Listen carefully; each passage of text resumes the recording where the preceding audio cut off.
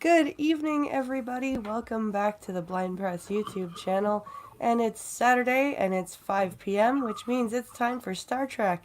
And we're here back using StreamYard yet because um, I haven't quite had Pinkalo see if Discord and the slobs for Mac work together yet. So we're just using StreamYard today. Um, Slobs is a program. She's not talking about Pinkala. no. And today we're here to talk about Star Trek Insurrection, which I actually forgot how much I liked.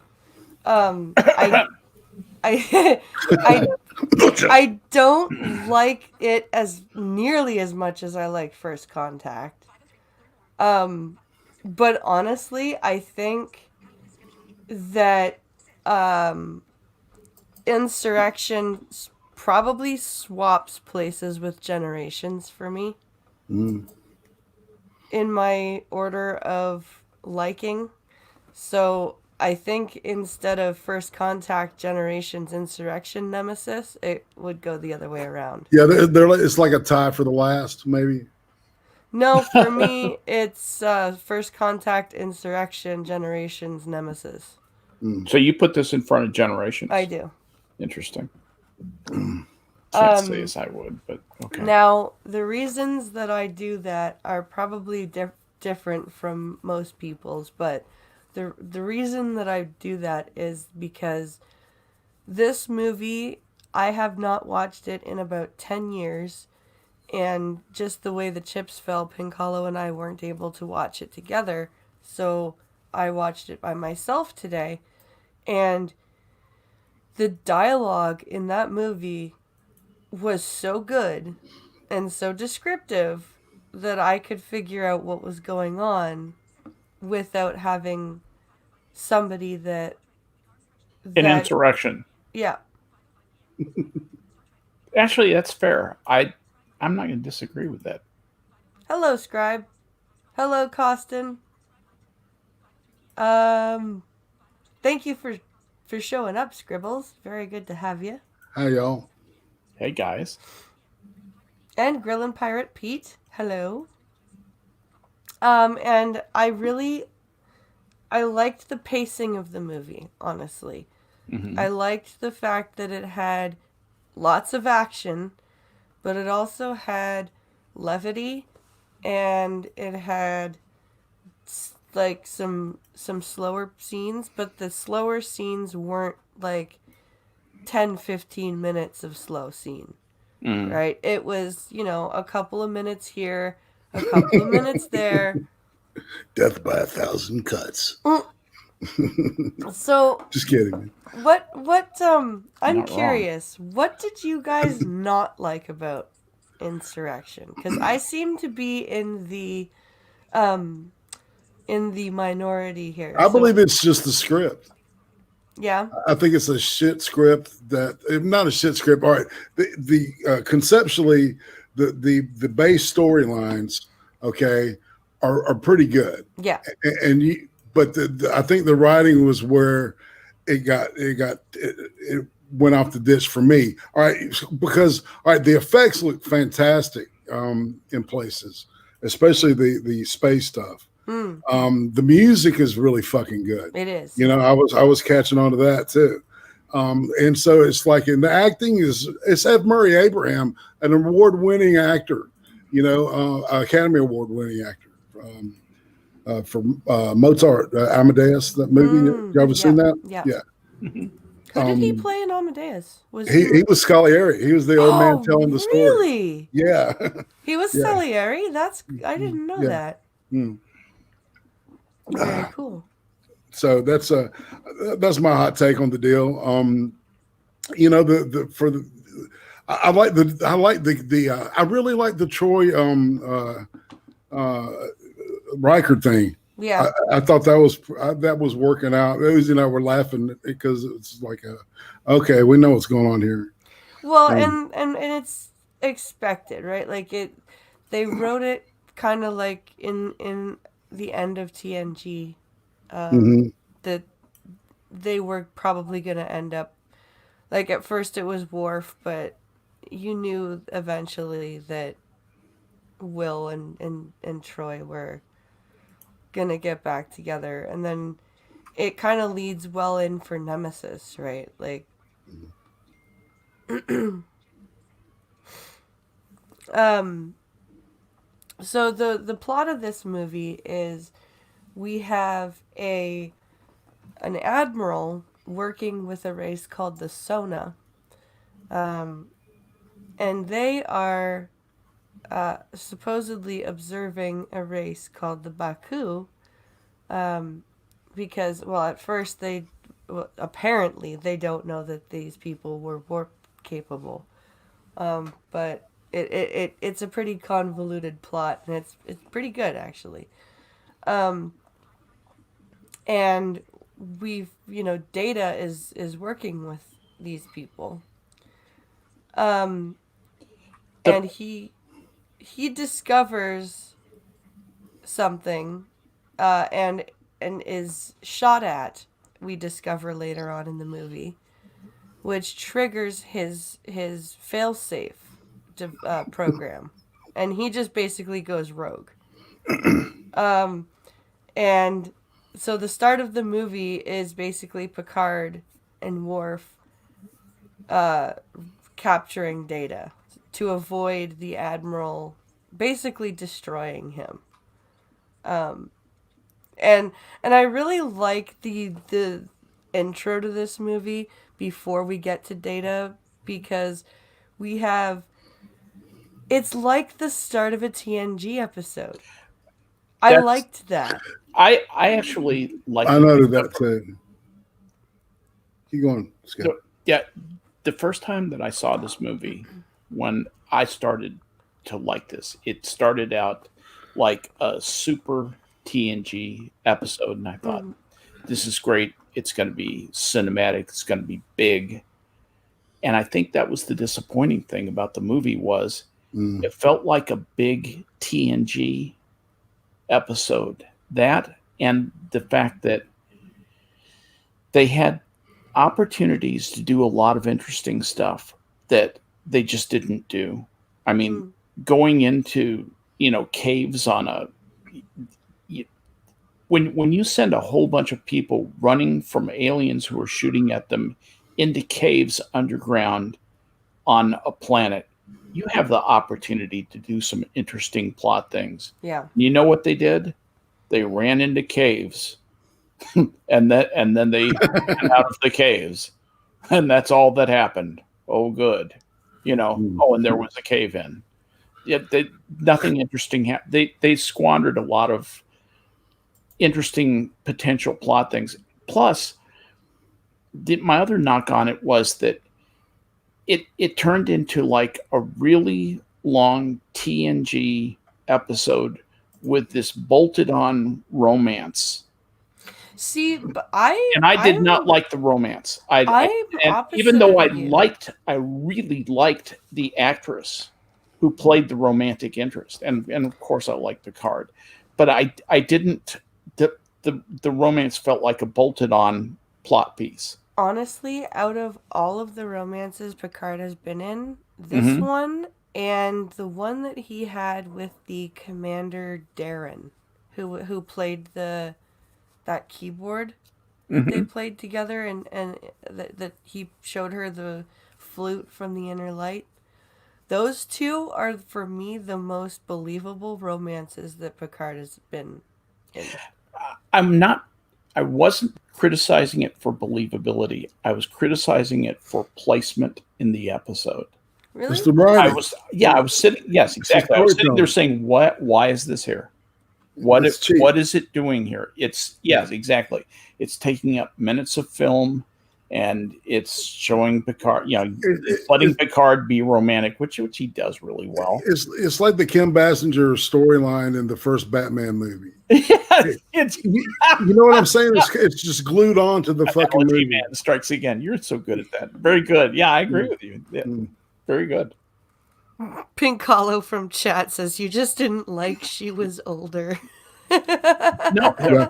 No, I was, Pink Callow, I like older women, just so you know. I was saying Oedipus complex. You know what I'm saying? Just saying. Yeah. No, I mean, so anyway, reasonable people can disagree. It that wasn't my cup of tea. And so, all right, just to finish my thought, and then the rest of the rest of the movie. So I thought at the end of this, Picard's romantic interest is going to turn out to be the villain. That will save this movie. She turns out to be the villain, and the admiral, in a last moment of heroism, harkening back to who he really truly is, finds himself and saves everybody, but dies doing so. And that I would have said, oh yeah, that's balls out. And they didn't go there. They didn't go anywhere near there. It just said, no, this is going to be the regular 3 o'clock express. So you want that Talia al Ghul experience? Yeah, I see something like that. Yeah, I didn't see. Because I found that the Admiral was starting to come around. I thought. I did like seeing his face stretched. Yeah. He was he played the bad guy in Omega Man. Oh, really? Yeah, that's all same guy. Yeah, Anthony Zerbe is his name. He's character actor. Yeah. God, that's a familiar name. I didn't remember. Yeah, he's in a lot of shit from back when you and I were young. Yeah, a million years ago. Yeah, but Omega Man, that's a great movie. Interesting. I didn't remember that. Grilling Pirate Pete says, older women know how to do things I want done. He's not wrong. Well said, Pete. Hello, Trippy. Trippy Cast. All right. So, interesting we have collection here. So we have people, we have Data going rogue to start this movie. And the way that Picard and Worf get him back is they sing Gilbert and Sullivan to him. Now that part I loved. I did too. I thought that was cool. There were parts of this movie I really enjoyed, and that was one. Because you got to see, and I really liked this, you got to see two tacticians. Because at first it was, they were just trying to get him in on pure tactics, right? Right. And Picard was also almost trying to test if Data was still functioning, basically. Yeah. And it was really cool to see Data versus his captain, right? For in that sort of way. And Data and Picard, he even says, he's responding to tactics. He's maneuvering. He can fly a ship. His cognitive functions are working.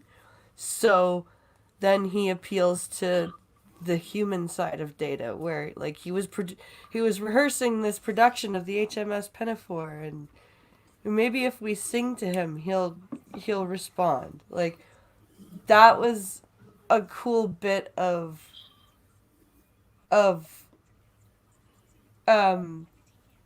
maneuvering and problem solving. Yes, it was a great little bit of strategy. Yeah, I like Indeed. that. And of course, Worf again with the funny lines in the movie. Do you know Gilbert and Sullivan, Worf? No, sir. I haven't had time to familiarize myself with the crew since I've been back. They had hits and misses with attempts. Yeah, but you could tell they were having fun. Mm-hmm. You could tell that Troy and Riker were having fun in their scenes, right? Mm-hmm. Yes. There was some really good chemistry stuff that I almost think some of those lines may have been ad-libbed, was I doing something to your neck? I almost think that may have been an ad-lib. Or maybe I kiss you and you say yuck. Yeah, exactly. Good actors can make mediocre writing better. Yes, exactly. Yeah, but there were other moments where I forgot. Data uttered a line where he was trying to be cute, and I just cringed. where he was overhearing Deanna and Beverly talk about. Oh, and have you noticed your boobs start to flare Yes, up? yes, that was it. Oh, why? Why did we need to do that? Because he's Data and he doesn't get it. Well, that's fine. Yeah, and it's not me being a prude. God knows I'm not a prude. I just didn't think that, there's funny stuff and there's not funny stuff. That didn't hit. That just it wasn't. If he'd said something different about boobs, if he'd gone up and said precisely about the firming of boobs, and I have some questions about the firming of boobs. Yeah, if he'd done something like that, you can make something like that funnier. But he just parroted the line, and it just felt like laziness. That's all. I don't Yeah, know. I'll give you that. I will give you that. But there were like you said there were other parts that You were find your absolutely mammary glands gaining elasticity. yeah, elasticity in mammary glands. I'm Yes. not finding any research. And I like I shall ask some of the female crew members. They'll have some information on that. so I wouldn't do that. I enjoyed the the and like you guys said, there were some good concepts here, like a planet with rings that generate basically a fountain of youth field. Yes, I Like love that that's idea. cool. I love that idea. I absolutely thought that was a killer idea that was semi wasted, unfortunately. It just could have led to a much bigger movie, a much better movie. It just felt like a long TNG episode. Darn it! And it was And there were, almost and that said, there were parts of it that I liked. So it was just only 10 minutes longer than a two-parter yeah, if you think about it. yeah. You're right. I want to know what Hammer thought about this, or I don't know. Dude, he's gone. Holy shit. Did he leave? I don't know. I see him I pissed in him here. off. Is he in the stream still? Hammer, come back, Hammer. He said Trump had just officially named ACB Yeah, as his I think Hammer might. Let me see. I don't see him trying to come back in. well, Nope. Maybe he's not feeling well. I can't be that annoying. Hmm? I can't be that annoying. No, he didn't say anything. He came in muted, and I think he might not be feeling. If that's how he comes in, Yeah, then he's not feeling well. Either that or something happened again with because remember there was one time when his internet. yeah. It might be that Amy Coney Barrett has contacted him and wants some advice now that she's been nominated. Mm. Did you ever think of that? Mm, Probably didn't think of that, did you? maybe. That's a scary thought. Had some mic issues. Ah.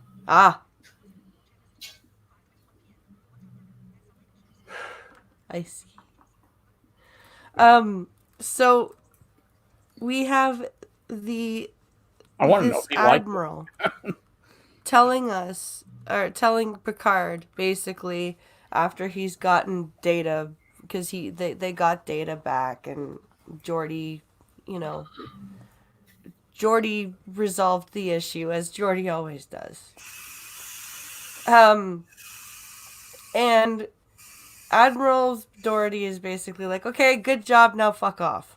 Right? Like, this is basically what he's... Yay for you, now go away. And that obviously piques Picard's interest. And we discover that there is a holographic ship, or not a holographic ship, a ship that is basically like a floating hologram. It's a holodeck ship hidden in this lake. And it's completely recreating the Baku village. And we discover that this admiral is working with the Sona to move the Baku to a different planet so that they can harvest this metaphasic energy that is responsible for the fountain of youth effect, the regenerative properties. So, And the admiral is Blind Press, oh, is Hammer backstage? let me check. I see you, I see me, I see Irate. Because he says in chat, he says, not seeing you back. Because I said, I don't see you backstage, but he says, I'm backstage. Blind will add me shortly. And No, I there's no said, Hammer. I'm not seeing you backstage. And he says, odd. And says, I'm backstage. Only host can see you. The host may add you. The broadcast anytime. Be ready. No, I don't see him. All right. Oh, there's the boop. There he is. There's the boop. Okay, you got a boop. Add to stream. There you are, Hammer. That was really weird. That was Yay, really weird. there you And we go. can hear you now. Hooray. I was fencing with my microphone the entire time. I had Oh. to actually reboot my computer. Fun. no.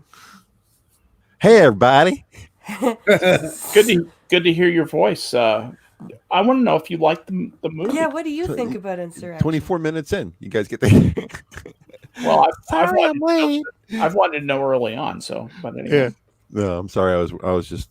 I never have problems with my computer. It's kind of embarrassing when a guy Yeah, who's a computer happens. guy actually has problems with his computer. It's kind of like, what the hell's going on here? Well, I will say that it's better than Star Trek V. Well, Yeah, That's kind of a low bar, but I'm there with you. it has There with some, you. It has some good. I heard you talking about. I heard the whole thing the entire Yeah. time. Just couldn't reply. It didn't have a lot of the elements that made Star Trek great. It did have a couple. It just didn't have enough. So like there was some humor, but not as much as any of the other movies. yeah. There were some interesting effects, but not as good as other movies. Or if you compare it to everything else, it falls short in just about everything, just because there isn't enough of it. There's a lot of dead space, that kind of stuff. What I was going to say when you guys were talking was, in the process of Data being coerced by Picard to sing, that was one of the very few very funny, humorous parts when Picard turns to Worf to get him to sing as well, and Worf looks at him like, no fucking Sing, way. Worf, sing. You know? And Worf's like, not doing that. And that was funny, but that was like, how many more scenes can you name in the movie that were funny like that? Not, I can't think of any off the top of my head, really.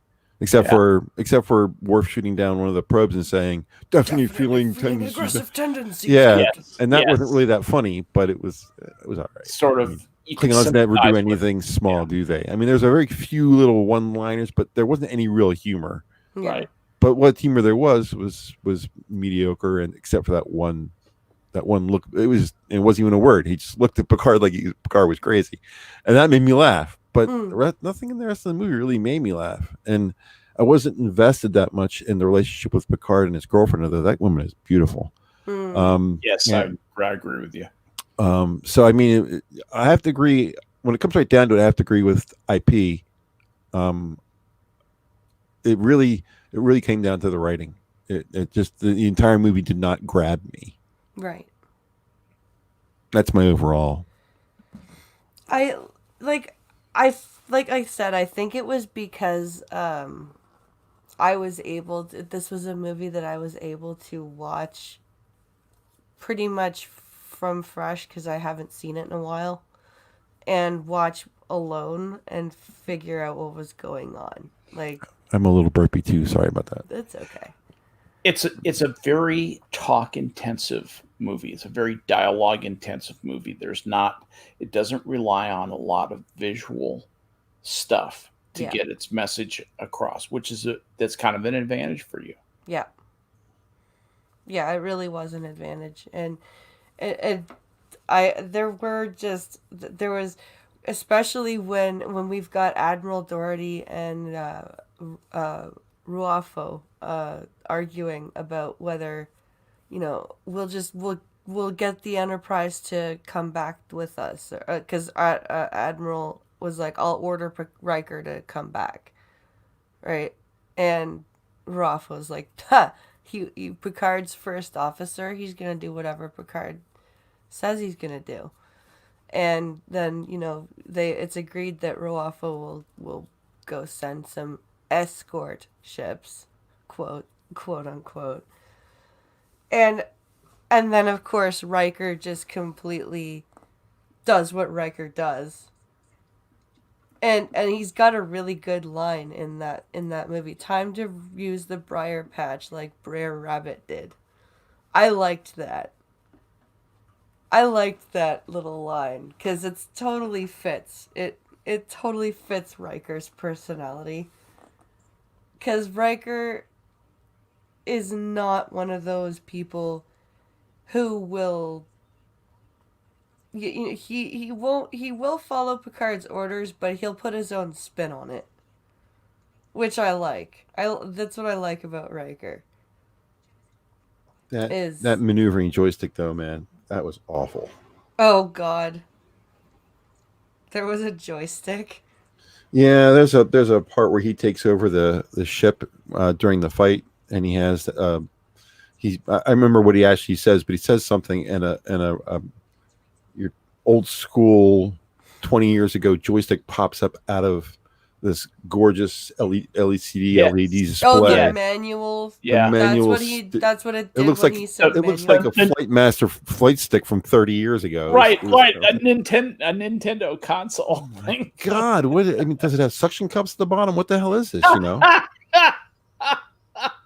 Because there's an episode, I forget what the episode was, but Picard has to take over the ship and get out of a minefield or something like that, and he does the maneuver. Yeah, booby trap. He does all the maneuvers on the console, the ops console, just by tapping on the console, and the ship does all these maneuvers of turning and flying around this asteroid and all these very elegant maneuvers, and he does it all just by tapping a couple times on the console. And you think to yourself, that console is fucking awesome, How can he do all those intricate things just by tapping a couple of letters? But then he's going to turn the ship around, which is all he really does, and he has to use a flight stick to do that? Yeah, straight out of a Piper Cub. Oh my God. No, it wasn't even that professional. It's like something that I would buy for my computer to run Microsoft Flight Simulator. Yes. It was awful. That was lame, is all you need. Yeah, I agree. He had to look macho, though. That's what the whole idea was. I had another harpoon I wanted to throw at this. What are we having for dinner? McDonald's. Oh, okay. What are we having for dinner? Dogs. He's going dogs. No, Good. we're having McDonald's for dinner. Oh, I'm jelly. Which is almost dogs. Yeah. Cooked family pet. No. Hey, I like McDonald's. I do too. I'll never eat there again, thanks to you. But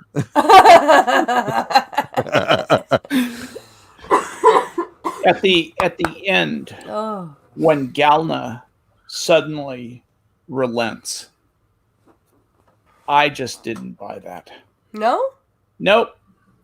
I just said, dude, what is your motivation? I think. See, I bought it. I didn't see. Where does that come from? Why him and not his buddy? Because his buddy had been driven insane, and there was even, you could tell that Galna was.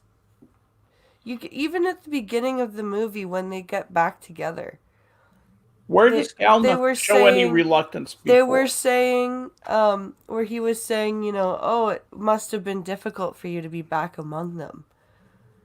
And you get this sense from Galna, like, instead of being angry about it, that he was, like, mournful about it. That, I didn't get that sense. I really, like... I got no emotion sense from him. Of course, that may be those suits they were wearing a little bit. pretty hard to convey anything in those Yeah. things. But I really anyway, liked the speeches. Like, again, Picard got to give some good dialogue. Here's what I'm saying is that they could have given Galna 2 lines of dialogue earlier in the thing that would have set him up to be the guy who was who had second thoughts, who had enough regrets to where you would believe it much more easily that he would step away from the crazy guy. And there's a point where he screams that sound horrible. Yeah. Yeah. Oh, yeah.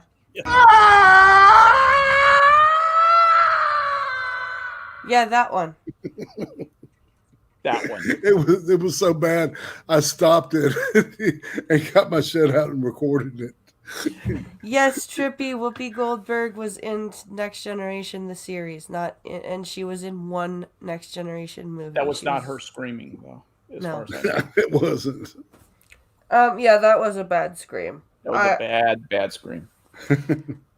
And especially after, like, it had, I liked the way that Picard, they wrote Picard almost kind of an opposite of how they wrote him last movie. How do you mean that? I like if you look at First Contact, they took Picard to some really dark places. Yeah. And in this movie, he's trying to accentuate the positive. It's almost like that they took his best positive qualities. I know. I see what you're saying. Like the way that he was speaking to Admiral Doherty, how many people does it take, Admiral, before it's wrong? Dougherty, too. Dougherty, yes. That's weird the way you pronounce it, but whatever. That's Dougherty. But it's, how many people does it take? And and then he says, this is endangering the very soul of the Federation, what you're doing. Yes. And it was was a really good line, by the way. I like that sentiment too. Or when he's speaking to Galna and he goes, "Is this the way a Starfleet officer pleads for his life?" And he goes, "I'm not pleading for my life. I'm pleading for yours." Yeah, that was. And it's like, oh, damn, Picard. See, that's probably the best line in the movie. That was, I was going to say that might have been the best line in the movie. That's exactly what I was going to say. So there you go. Simpatico. Great minds in him. Whatever. But it was just great. Like the great differences between last movie and this movie, and I think they were well illustrated. There were some good parts to this movie, so I'm going to accentuate the positive and just say there were some things I liked about this movie and leave it at that. How about that? Like I liked the whole battle scene Pollyanna with Riker. Sunshine over here. I liked the battles, like not just that Brer Rabbit remark, but the whole thing. Like, I liked the Brer Rabbit remark. That was it. And it use fit the briar patch the way Brer Rabbit did, and it fit Riker. Like Riker would totally say that. Yes, it absolutely was a Riker remark. It really, truly was. And I want to shove these particles right down the Sona's throat. Like that's another. Like he's pissed at this point. Oh yeah, and you can tell. Like, and you don't want to piss off Riker in a space battle. You just don't. Because with that, kind of seemingly placid face, he'll fucking kill you. Yeah. That's the thing about Riker, is that Riker employs the same tactics in battle as he does in poker. Yes, exactly. So he will sit there and deadpan you and shoot you to bits and just... And there's no tell on his face. And there's no tell. And then he'll just go to the ready room and deal with it later. Right. Like just... Oh, that's like So true. Riker is one of the more interesting. It's just as an aside. When TNG first came out, I hated the character of Riker. Yeah. I thought, here's a pretty boy, kiss ass, what I used to think of is a young Neil Wasser as an academy type. Went through the academy, probably had a very privileged life growing up, little Lord Fauntleroy, has never had a bad day. And he grows on you. They have written his parts so skillfully. Especially the episode where, and I can never remember the title of it, but the episode where his father comes aboard. Oh yeah. Yeah. I'm not good enough with titles. If you can't remember, you find out that they basically both miss his mother so much that they turned their grief for her into hatred of each other, basically. Yeah. And it's so well done. Like it's so well written. That episode. One of the best. I'm going to go watch that. I'm so glad. I'm so glad you brought that up. That is a good script. That is absolutely probably a top 10 TNG. And it's a season 2 episode. Yeah, which it is surprising. It's early on. Yeah. And Ambo Jitsu. How come they never do Ambo Jitsu again? I know, man. I would love that. to see I would love to learn Ambo Jitsu. That sounds like fun. It's kind of cool. Bouncing sideways and shit. The beard changed Riker, says Dectran. That's what Q said. Yep. I liked you better without the beard. I used to have just a regular, how it grows in is how it looks kind of beard, although I keep it trimmed. Yeah. But I was old enough at that point when Next Generation was out, originally in the air, that I could grow a beard. That's how old I am. And once I saw Riker's beard the second season, I was like, that's what I want my beard to look like. And that's what my beard has looked like ever since, except for it's a lot grayer, but my beard is exactly the Riker beard. That's exactly the beard I wear. Oh, you have a beard now, Hammer? I've had a beard since I was early 30s at least, probably earlier than that. Constantly. There was points when I first was able to grow a beard. I had a beard. Interesting. I did not know. Yeah, beard and mustache. Jordy. Wow. A full, magnificent beard. When I stroke it thusly. Do I not appear? Yeah. Oh my God! Kind of affect that philosopher's posture, Data, did you damage your face? Yeah. But and I loved the arc between Data and the little boy, because he was so afraid of Data, and then he's like, "Do you ever play?" And he's like, "Yes, I played." That was one of the funny moments from the movie. Yeah. I have to go home now. Bye. I feel like two things. First of all, I think a lot of that got left on the cutting room floor. I do too. And I think that's a shame, because I think the movie could have done more of that. Yeah, that was a very cool. Especially because they had Data go so rogue. Yes, at the beginning, it would have really helped to soften bring him back to the Data that we know, that we love. Yes. Yep. I think that was I will agree that was a missed opportunity. Yeah. So I would have liked to have seen more of that, but I really liked what was there. That little boy, the only award that movie won was an acting award, some junior acting award for the little boy. Welch was his last name, I think. Really? Yep, that was they didn't win any Oscar or anything like that, but he won some, I forgot what award it was. I'd have to look it up on Wikipedia. Huh. But he won an award for that. Tell you what it was. It was. I don't know if you guys mentioned it while I was futzing with my computer, but Trump officially named ACB a few moments ago. Oh, good for him. He Yeah, named a nominee. I saw you said so. In fact, I was speculating that that's why you left the stream was that Trump or Barrett called you wanting to talk with you, consult with You you. mentioned my name. Yeah. Why did you do that? You summoned me. But yeah, I like I said, it was better than Star Trek V, but it just missed a lot of elements, and it really never drew me into the movie. At any point in the movie, I could have got up and got something to eat and sat back down again. And my complaint was the opening shot was like, I don't know, that village just it just didn't feel right to me. The clothes look weird. I don't know. That kind of bothered me really because it didn't pull me in, right?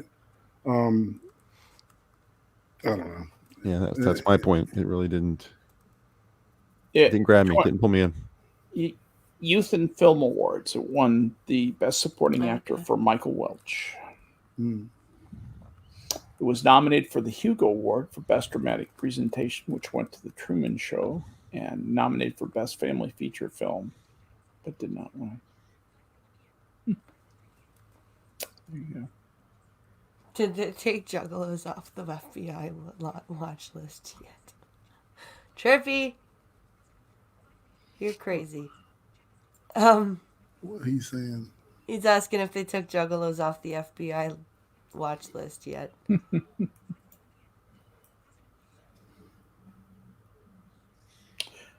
Notice that they not. I didn't mean to turn this political, but that's fine. They are considering the Proud Boys to be the instigators and the people that they're investigating for all the trouble in Portland, not Antifa and Black Lives Matter. I just think that's kind of an amazing. Well, yeah, they're having a barbecue out there right now.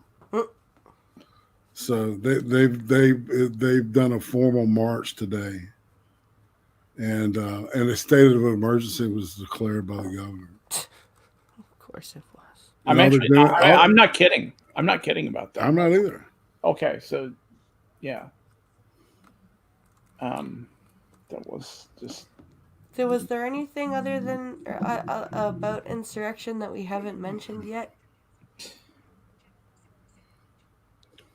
Oh, yes, there is one thing. I really liked the see, this is why I like Geordi, and this is why it pisses me off when Star Trek pushes diversity nowadays. Because not only did they have a blind man be the chief engineer, a blind black man be the chief engineer, and not, smash us in the face with the fact that he was a blind black man every chance they got. But they gave him a chance to see, and then they gave the character the line, "How could I see another sunrise, knowing what my sight has cost these people?" That was... And what really, and I am kind of it was kind of done as a throwaway line, but I think they should have maybe put a bit more of a pause in there, because that's a pretty poignant line. Mm-hmm. And LeVar Burton played that so well when they come across him just looking at the sunrise. Mm-hmm. And you hear that catch in his voice, and he's like, I've never seen a sunrise. Well, at least not the way you do. Yeah, his eyes are welling up. Yeah, it's really good stuff. And he even says, it may not last, but I at least want one chance to see a sunrise like you do. Yeah, I don't know if it was described to you, but his eyes were actually full of tears. Oh, you can hear it. Yeah, you can hear it in his voice too. Right. Good point. That's a good point. And that was how much you can hear with how much you can see with your ears. That was just an amazing scene. like, and to have a character, because and like that is the one of the most selfless things, like, and Jordy is so selfless, like, because if you were to give if any blind person, even me, woke up tomorrow and my nerves had regenerated and everything, like, I that would be hard to give up. Like, if there was no consequences to the fact that my eyesight came back. Mm-hmm. And I could just go and look at a sunrise, or go look at my kids, or go look at Pink Hollow, or go look at anything, without any consequences of overload or anything like that. That would be really hard to give up. Especially for people that I didn't know, really. You guys ever heard of a YouTube channel called Jubilee? No. They do these tests with people where they'll have like flat earthers versus scientists, like two sides of an argument, and they'll ask them questions. And they had they have several different programs like that. One of them is like a versus, and there's a couple other things. One's called Odd Man Out, and Odd Man Out. That's where I've heard of this. Okay. Yeah, and one of them was they had they were asking blind people about dating. Was one of their things. And one of the questions they asked these people were, if you could not be blind anymore, would you be cured? And it was five leftist millennials. It's usually leftist millennials in their Of course. Because they're in California and that's all you can get out there. Yeah. And all five of them said no. Yeah, if I was, because there's so many risks to, like, for me, like, getting my sight back. First, I'd have to have brain surgery, basically, for them to reconnect my optic nerve. They'd have to grow me new eyes. So I'd have to have, like, stem cell harvesting. They'd have to grow me new eyes. Then they'd have to reattach them to my brain. Then I'd have to go through, like, at least a year of rehabilitation. Well, their big thing was, I like who I am now. And this would fundamentally change who I am. See, I don't know if it would, like, because I don't consider being blind, like, I am blind, right? But I don't know if that's my identity. Do you know what I mean? There's a whole bunch of things about me that I would say before like, if someone said, describe yourself, right? I would say, I'm a mom, I'm a wife, I'm You're interested in Star Trek? I like Star Trek, I like reading, I like music, I like raising kids. I like yeah. And if someone had said, what, I wouldn't necessarily throw in the fact that I'm blind, or even, my preferences in attraction as an identifying characteristic. Right. Or my skin color, right? Like, I wouldn't be like, I'm a blind white bisexual person. Right. I would be, I'm a mom who's married, who is a big nerd, who likes playing video games, who likes to sing, who, like, all sorts of stuff. But in the intersectional business, to say that you're white is to say that you're a non-person. Ah, yes, that's is to announce that you are evil and essentially privileged. You've had everything given to you, and that you're rich. You're idle rich, and you've had everything handed to you. And you're accustomed to sitting back and with your feet up and having bonbons shoveled into your mouth. I think the fundamental difference is the things that you are versus the things that you want to be. The things that you aren't really that important. I am tall, not really important. I am white. I'm not really important. Likes computers, that's something I want. I chose. Yeah. That's interesting. Mm-hmm. Yeah, like somebody's. Yeah, I like languages. Get me back around my family in Quebec for a week. I could speak French again. Give me some time with Spanish, and I'm pretty good. I can understand you, and I can probably make you understand me. I mean, I look at my Twitter bio. It tells you where I went to college, what I studied at college, my experience in the Navy, my skydiving, my guitar playing, my Yep. grandfathering, and that I'm a libertarian. I support Israel and I don't like nonsense. Mm. It has a picture of American flag and an anchor. Well, That's and even there's e- nothing about being white in there. even to All right. bring it back to Star Trek, like if you were to ask Geordi how he identified, Mm-hmm. he'd go, "Well, I'm the chief engineer of the Yeah. Enterprise." Engineer, exactly. What he chose to Exactly. be. Right. Exactly. I, Mm-hmm. I like to, do Sherlock Holmes mysteries with my friend Data, Mm-hmm. and I, you know, like that. Oh yeah, and I'm blind. Maybe at the end, maybe. Do they ever mention anywhere through any of the TV shows or any of the movies that Geordie's black? Does anybody ever mention that? Nope. It's not ever brought up Nope. because it's not relevant. Nope. That's a good point. That's a really They good bring point. up Data's skin color more than they bring up Yeah. Geordi. That's a good point. They really don't bring up his blindness. The only person who ever gets caught for their colors is really Worf, and it's not so much his color; it's the fact that he's a different species. Species, right? When Lily sees him, he says, "I'm a Klingon." Yeah. She's like, even then, it's just a look of surprise. It's not, disdain or anything like that. She just is caught off guard. So, yeah, color is really not really a thing. And even the Orion women are not. Ooh, they're green. Mm. No, they're manipulative. Yeah. That's what's known about them. Yeah, exactly.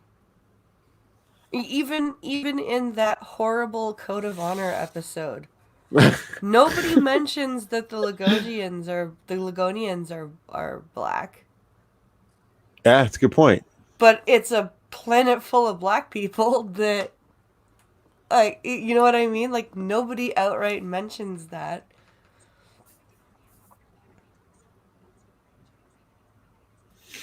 It's funny how So Star what Trek has about changed.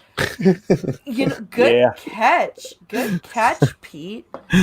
He said, so what about this movie having basically the same ending as the Moriarty episode? Not wrong. My Moriarty was That ship was in it- a bottle episode where they basically Yeah. trick Moriarty into and he gets put in a little thinking- cube yeah, and runs forever. I don't see the correlation. because they do with the holodeck. They holoship. transported the baddies, the Sona into the holoship. And made them think they were launching the injector. Yeah. When they weren't. Well, yeah. they did the let's trick them into being in a holographic thing with Worf's brother, right? They beam the people up from the planet into the holodeck, then beam them down to a new planet. Yeah. A holodeck's been used for more bad things than good things when it comes to Star Trek. It really has. Like, frick, man, you look at the Killing Game, you look at... Right. Holy, right. like, holodecks are just... They can be bad. They're bad. Double-edged swords, that's for sure. And they're addictive. And we don't ever get to see it as it really would be used either. Because how it would be used by every man on the ship would be... Well, yeah. I mean, aboard a Navy ship, let me just explain what the holodeck would be used for. The holodeck would be used for what Paris did for Tuvok. Yep. Yeah. Everyone would have programs of, like, probably not even their wives, even. They would just their ultimate mate. Yep. Or mates. Yeah. And they're, so, like, that's... That's just funny. It would be like a hollow suite on DS9. Yep. You'd have to clean it every time you use it. Yeah, I was just gonna say the cleanup crew would be disgusting. But I mean, if you think about it, it would all disintegrate anyway. That's right. It all goes. Stuff. Yeah, the human residue would remain, but the anything made by the hologram. You could dispose of bodies easy there, man. Unless, of course, you were the unless, of course, the holosuites are like the Enterprise and they clean themselves. Well, good for the bloody ship. I think when you just leave the room and the holograph it all disappears. It's like the replicator, breaks everything down and recycles it. Possibly. I think transport is more dangerous. Transport people out as energy. Yeah, scrubbing bubbles is trippy. What was that, Skip? Well, it's a little bit unclear as to what disappears when the holodeck when the program finished running, and what doesn't, as far as things that are created and are extracted, as it were, during the program running. I mean, if you killed somebody who went into the holodeck, would their body disappear when the holodeck program finished running? I say no, but maybe it would. So I don't think it would. Oh, on that morbid note. Anyway, I don't know why I'm talking about that. We have reached the end of the stream, and next week we have to force ourselves to deal with Nemesis. The nemesis of me premises. Yes. Featuring Bane. Yes. Quick, quick. What musical does that rhyme come from? The nemesis of me premises. Don't know. Anybody? I've heard of the rhyme before. It comes from a musical. Damn Yankees. No, good guess though. That's the right period. It comes from Finian's Rainbow. Oh wow. Yes, all you need is correct. A man was killed in the hollow suite, and his body was left behind. Yes. The fire rises. So we will be doing Star Trek Nemesis next Saturday, and then we will have to come up with a new topic. New paradigm after that. So paradigm shift. This will be at 5 p.m. Eastern, 4 p.m. Central next Saturday. And of course, it is now time for Le Shillage. Tomorrow night, The Blind and the Special will be going live at 10 p.m. Eastern. Unfortunately, I have Logan home until at least Thursday because the test results are taking at least 5 to 7 days. Because reasons. So it looks like the coffee stream is going to be pushed back to the 5th of October, which is my birthday. Is your birthday. Yes. So, that's exciting. And I'm really feeling like playing some Mortal Kombat, so I may do that later tonight, and I may stream it. I need to beat people up. Girls got to know when to do that. That'll help me feel better, maybe. So, and Irate, do you have an accelerated deconstruction tonight? No, we're not doing that tonight. But I will be with Becca in an hour. Okay. From now, and tomorrow I'll be talking with Terry Diamantis. Oh, nice. Yay! Terry Diamantis is going to be on your show. Excellent. See, my friend. Yes. All right. Yes. And then Monday, I think we're thinking about changing it from extra credit to commutism. Commutism, I like that. I don't know. That was one of those jokes that emerged last night. But yeah, looking at communism. I mean, Yeah. from a historical perspective. And, of course, I'm using propaganda material from the 50s, 60s, and 70s and 80s. Yes. I don't know. I like it. Interesting. Yeah. That's what I was growing up, man. I grew up like that. So I'd love to see that. I love this country. Amen, brother. And of course, Minions of the Zoo tonight at 11:30. The Harry Channel is hosting. And Skep, are you going to be I'm there? going to be on there. All right. We're going to have some fun, guys. If you want more Skep talk, go over there tonight at 11:30 p.m. Eastern. And I'd like to thank everybody for watching. Thanks to Skep, Irate, and Hammer for joining me as always. It's always fun. And we will see you guys next time. Bye, everyone. Bye, everybody. Hi, guys. Later, y'all.